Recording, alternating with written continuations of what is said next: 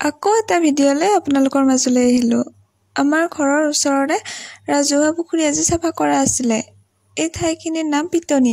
চাৰিওফালে পুখুৰীয়ে আছে, ৰাজহুৱাও আছে আৰু কিছুমানৰ ব্যক্তিগতও আছে। পুখুৰী পৰিষ্কাৰ কৰি থাকোঁতে মাছো ধৰিলে। মই পিছে মাছ ধৰা হোৱাৰ পিছতহে আহিছোঁ কি মাছ পাইছে তাকে চাবলৈ। ৰৌ, কমনকাট, ভকুৱা তেনেকৈ কিবা কিবি মাছ পাইছে। সেইখিনি কাটি পেলাই ভগাই লৈছে। যিকেইজনে কাম কৰিছিল সেইকেইজনে ভগাই লৈছে। যিহেতু ইমান মাছ পোৱা নাই, পুখুৰী চাফা কৰোঁতেহে ধৰা মাছ এইখিনি। ভাটিবেলা আকৌ দেওমুনীৰ ফালে ওলাই আহিলোঁ। ভাবিলোঁ কিবা এটা খাওঁ। ম'ম' খাই আকৌ গাড়ীত তেল ভৰাব গৈ মাংস অলপ লৈ ঘৰলৈ গুচি আহিলোঁ। আহোঁতে গধূলিয়ে হৈ গ'ল।